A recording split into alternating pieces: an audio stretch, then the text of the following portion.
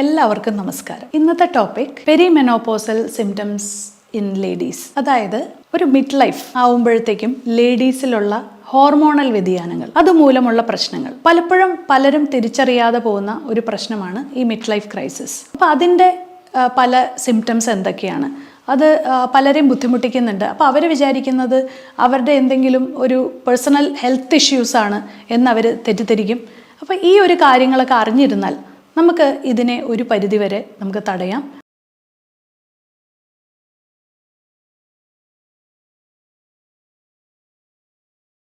ഞാൻ doctor Akhila Vinod, wellness O P centre, Yogashram, Palarivattom. ഞാനപ്പോൾ ഒരു കേസ് ഹിസ്റ്ററി നിങ്ങളുടെ അടുത്ത് ഡിസ്കസ് ചെയ്തുകൊണ്ട് ഞാനിത് പറയാം. കഴിഞ്ഞ ദിവസം വന്ന ഒരു ഫീമെയിൽ പേഷ്യൻ്റാണ്. അവരുടെ ഏജ് എന്ന് പറയുന്ന 43 years ആണ്. അവരുടെ ഇഷ്യൂ എന്ന് പറയുന്ന വെയിറ്റ് ലോസിന് വേണ്ടിയിട്ടാണ് അവർ വന്നത്. അപ്പോൾ അവരുടെ വെയിറ്റ് ഗെയിനിങ് വന്നുകൊണ്ടിരിക്കുക. അവർ പറയുന്നതെന്ന് വെച്ചാൽ ഒരു 10 കിലോയോളം കഴിഞ്ഞ വർഷത്തേക്കാളും കഴിഞ്ഞ 2 വർഷമായിട്ട് അവർക്ക് കൂടി. അവർ ജിമ്മിൽ പല എക്സസൈസ് ചെയ്യുന്നുണ്ടെങ്കിൽ പോലും, ജിമ്മിൽ സ്ഥിരമായിട്ട് പോകുന്നുണ്ടെങ്കിൽ പോലും 1 കിലോ പോലും അവർക്ക് റിഡക്ഷൻ വന്നിട്ടില്ല. കൂടാതെ അവർക്ക് അസിഡിറ്റി ഇഷ്യൂസ്, അതായത് അവർക്ക് വയറിൻ്റെ പ്രശ്നങ്ങൾ നമ്മൾ ചോദിച്ച് വന്നപ്പോൾ അവർക്ക് അസിഡിറ്റി ഇഷ്യൂസ് ഉണ്ട്. അത് കൂടാതെ ഞാൻ ചോദിച്ചു അവരുടെ സ്ലീപ്പ് എങ്ങനെയാണെന്ന് വെച്ചപ്പോൾ ഒരു രാത്രി ഒരു മിഡ് നൈറ്റൊക്കെ ആയിക്കഴിഞ്ഞ് എണീറ്റ് കഴിഞ്ഞാൽ പിന്നെ അത് ഡിസ്റ്റർബ്ഡ് ആണ്. ആദ്യം കിടന്നുറങ്ങാൻ എളുപ്പമാണ്, പക്ഷെ അത് കഴിഞ്ഞ് കഴിഞ്ഞാൽ ബുദ്ധിമുട്ടാണ്. അതുപോലെ തന്നെ അവരുടെ മാസമുറയിലുള്ള വ്യത്യാസങ്ങൾ, അതായത് പീരീഡ്സിൻ്റെ സൈക്കിളിലുള്ള വ്യത്യാസം, അതായത് കറക്റ്റായിട്ട് വന്നുകൊണ്ടിരുന്നതാണ്. പക്ഷേ ഈ കഴിഞ്ഞ 2-3 മാസങ്ങളിലായിട്ട് ഡേറ്റിൽ കുറച്ചുള്ള ഒരു ചേഞ്ച്, പക്ഷെ അത് വലിയ ചേഞ്ചൊന്നുമല്ല. ചില മാസങ്ങളിൽ അത് 31 ദിവസം, ചില മാസം അതൊരു 26-28 ദിവസം, അങ്ങനെയുള്ള ചെറിയ ചെറിയ ചേഞ്ചസ്. അത് കൂടാതെ പിന്നെ അവർക്ക് ചെറുതായിട്ട് ഈ ആസിഡിൻ്റെ പ്രശ്നം വരുമ്പോഴത്തേക്ക് അവർക്ക് തലവേദന, അങ്ങനെ ചില ഇഷ്യൂസ്. കൂടാതെ മുടി കൊഴിച്ചിൽ വളരെ ഇതായിട്ട് നമുക്ക് കാണാൻ സാധിക്കും. അവരുടെ നെറ്റിയുടെ ഈ ഒരു ഭാഗത്തായിട്ട് നന്നായിട്ട് അവരുടെ തലയോട്ടി നമുക്ക് കാണാൻ സാധിക്കും. പിന്നെ അതുകൂടാതെ ഏറ്റവും മെയിനായിട്ട് ബുദ്ധിമുട്ടിക്കൊണ്ടിരിക്കുന്ന ആങ്കർ ഇഷ്യൂസ്.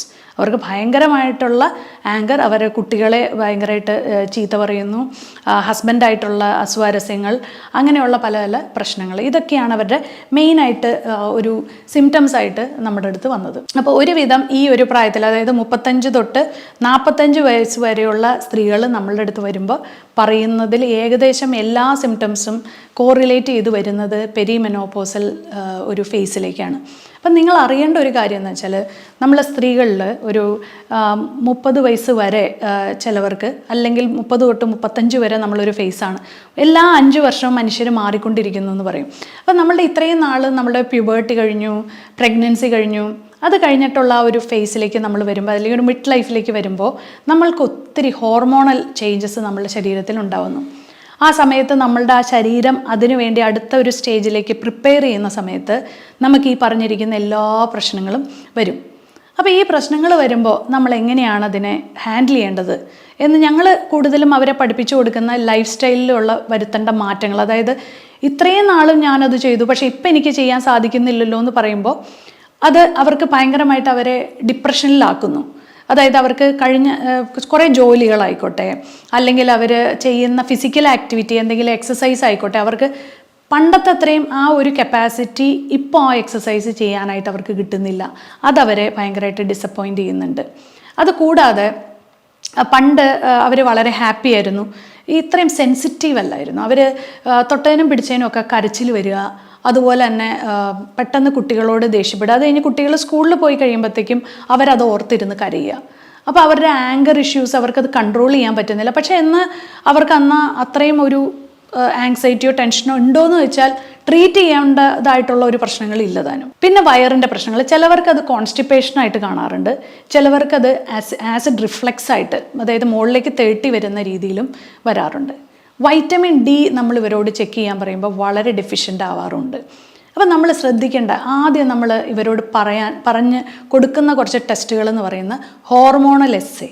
അതായത് നിങ്ങൾ ചെക്ക് ചെയ്യേണ്ട നിങ്ങളുടെ പ്രൊജസ്ട്രോണും ഈസ്ട്രജനും പ്രൊലാക്റ്റിനും, ഈ ഹോർമോൺസ് നമ്മൾ അവർക്ക് വേണ്ട, അവരുടെ കേസ് ഹിസ്റ്ററി എടുത്തതിന് ശേഷം നമ്മൾ അവരോട് ഇന്ന ഹോർമോൺസ്, അപ്പം നിങ്ങൾക്കും ഹോർമോണൽ എസ്സേ എന്ന് പറഞ്ഞു കഴിഞ്ഞാൽ നിങ്ങൾക്കും അത് ചെക്ക് ചെയ്യാവുന്നതാണ്.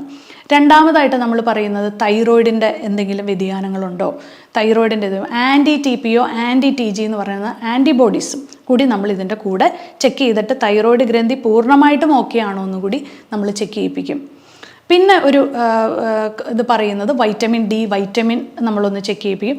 അപ്പോൾ അവർ പറയും ഞാൻ നേരത്തെ ചെക്ക് ചെയ്തിരുന്നു, അപ്പോൾ അതൊരു 25 ഒക്കെ ഉണ്ട്, കുഴപ്പമൊന്നുമില്ല എന്ന് അവരങ്ങ് സ്വയം വിശ്വസിക്കുകയാണ്. പക്ഷേ 25 പോരാ.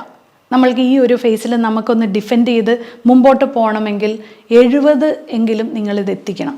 ഒരു 70-75 ആയിക്കഴിഞ്ഞാൽ നിങ്ങൾ പൂർണ്ണമായിട്ടും മാനസികമായിട്ടും ഇമ്മ്യൂണിറ്റി വൈസും നിങ്ങൾക്ക് ഇമ്പ്രൂവ് ചെയ്യാനായിട്ട് സാധിക്കും.